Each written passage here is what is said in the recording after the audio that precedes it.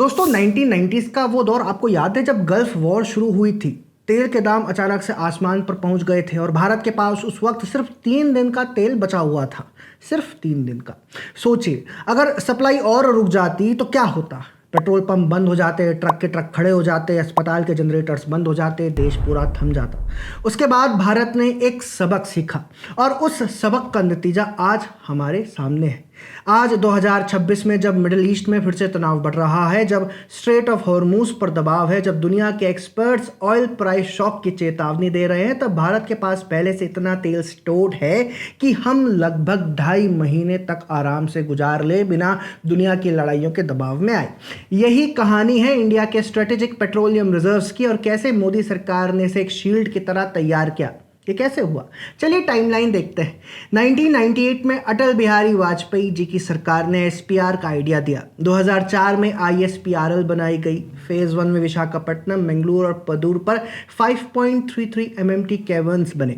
करीब 37 million barrels, जो 9.5 दिन की क्रूड जरूरत पूरा कर सकते हैं। असली बात अप्रैल मई 2020 में आई। कोविड से ऑयल प्राइसेस तलहट पर पहुंचे तो मोदी सरकार ने रिजर्व्स फुल भर दिए। सऊदी, यूएई, इराक से खरीद कर 5,000 करोड़ रुपए बचाए और सरकार यही नहीं रुकी। जुलाई 2021 में फेज 2 अप्रूव हुआ। चंदखोल और पदूर पर 6.5 एमएमटी एक्स्ट्रा पीपीपी मोड पर एमईआईएल को पदूर कॉन्ट्रैक्ट मिला और अभी कंस्ट्रक्शन चल रहा है। सबसे पहले बेसिक समझते हैं दोस्तों। स्ट्रेटेजिक पेट्रोलियम रिजर्व यानी सरकार का वो सीक्रेट तेल वाला तिजोरी सिस्टम जो जमीन के अंदर चट्टानों में कार की गई विशाल कैवर्न्स में क्रूड ऑयल के रूप में रखा जाता है। ये पेट्रोल पंप वाला रेडीमेड फ्यूल नहीं होता, ये कच्चा तेल होता है जिसे बाद में रिफाइनरीज में भेजकर पेट्रोल डीजल एटीएफ में बदला जाता है। मिनिस्ट्री ऑफ पेट्रोलियम के तहत Indian strategic petroleum reserves limited ने ऐसे अंडरग्राउंड रॉक केवर्न्स फेज 1 में 3 जगह बनाए, विशाखापट्टनम, मंगलुरु और पट्टूर, जिनकी combined capacity 5.33 million metric tons है। ये सारी फैसिलिटीज कमीशन होकर देश को डेडिकेट कर दी गई थी, लेकिन असली टर्निंग पॉइंट आता है हाल के वर्षों में, जब दुनिया में बार बार तेल क्राइसिस की ब्रेकिंग न्यूज आने लगी।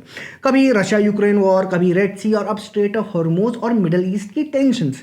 ऐसे माहौल में फरवरी 2026 में पेट्रोलियम मिनिस्टर हरदीप सिंह पुरी संसद में खड़े होकर एक बहुत क्रूशियल फैक्ट रखते हैं। इंडिया के पास आज की तारीख में कुल मिलाकर 74 दिन का पेट्रोलियम रिजर्व मौजूद है। इसमें सिर्फ ये अंडरग्राउंड केवर्न्स ही नहीं बल्कि रिफाइनरीज में पड़ा क्रूड, पोर्ट्स पर फ्लोटिंग स्टोरेज और तैयार पेट्रोलियम प्रोडक्ट सब इंक्लूडेड है। इंटरनेशनल एनर्जी एजेंसी बोलती है कि आइडियली देशों के पास 90 डेज का तेल बफर होना चाहिए, लेकिन पूरी साफ कहते हैं कि 74 डेज के स्टॉक के साथ वे खुद को सेफ महसूस करते हैं और आगे इसे बढ़ाने की डायरेक्शन में भी काम चल रहा है। अब जरा नंबर्स का मतलब समझते हैं। सरकार के ऑफिशियल डेटा के हिसाब से जो 5.33 मिलियन टन्स की एसपीआर कैपेसिटी है वो अपने आप में करीब 9.5 डेज की क्रूड रिक्वायरमेंट कवर करती है। बाकी दिनों का कवरेज रिफाइनरीज के पास मौजूद क्रूड, उनके पास रखा हुआ स्टॉक और पोर्ट्स के पास फ्लोटिंग स्टोरेज व तैयार प्रोडक्ट से मिलकर आता है। तभी टोटल मिलाकर 74 डेज का कवच बनता है। यानी अगर अचानक ग्लोबल सप्लाई चेन में झटका लगे तो इंडिया रातों रात कोलैप्स मोड में ना जाए। हमारे पास टाइम हो पॉलिसी रिएक्ट करने का, अल्टरनेटिव सप्लाईज टैप करने का और डोमेस्टिक प्राइसेस को अचानक एक्सप्लोड होने से बचाने का। लेकिन सवाल यह है, आगे क्या ये 74 डेज यहीं फ्रीज हो जाएंगे? जवाब है नहीं। मोदी सरकार ने पहले ही फेज 2 का ब्लूप्रिंट तैयार करके रखा है। 2021 में सरकार ने आधिकारिक तौर पर अप्रूवल दिया कि 2 और बड़े कमर्शियल कम स्ट्रेटेजिक स्टोरेज बनेंगे, एक ओडिशा के चंदखोल में 4 एमएमटी का और दूसरा कर्नाटक के पदूर में 2.5 एमएमटी का।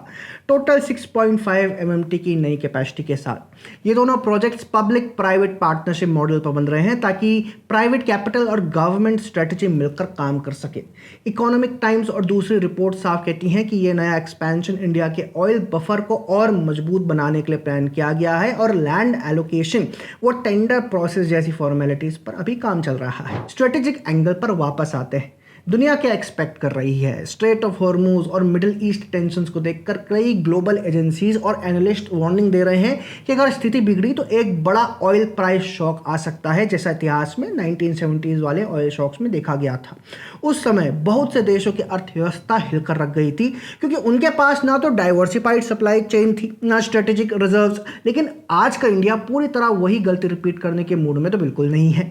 ये सिर्फ स्टोरेज की कहानी नहीं है दोस्तों, ये ब्रॉडर एनर्जी स्ट्रेटेजी का एक हिस्सा है।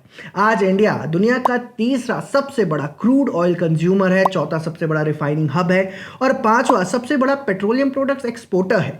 मतलब हम सिर्फ तेल इंपोर्ट करने वाले देश नहीं, बल्कि एक रिफाइनिंग पावर हाउस भी बन चुके हैं। ऐसे में अगर हमारे पास मजबूत डोमेस्टिक रिफाइनिंग कैपेसिटी और साथ में स्ट्रेटेजिक रिजर्व्स है, तो ग्लोबल टर्बुलेंस के समय हम सिर्फ विक्टिम नहीं, बल्कि एक तरीके से अपने आप को एक सप्लायर और नेगोशिएटिंग टेबल पर कॉन्फिडेंट प्लेयर के रूप में भी हम अपने आप को पेश कर सकते हैं। दोस्तों, आपसे एक सवाल है कि अगर आपके पास ये जानकारी ना हो कि इंडिया के पास 74 दिन का तेल कवच है और आप रोज न्यूज़ में मिडिल ईस्ट टेंशन देखते रहे हैं, तो आपकी सोच क्या होती? कल पेट्रोल 150 पहुंचेगा, सरकार कुछ कर भी रही है या नहीं?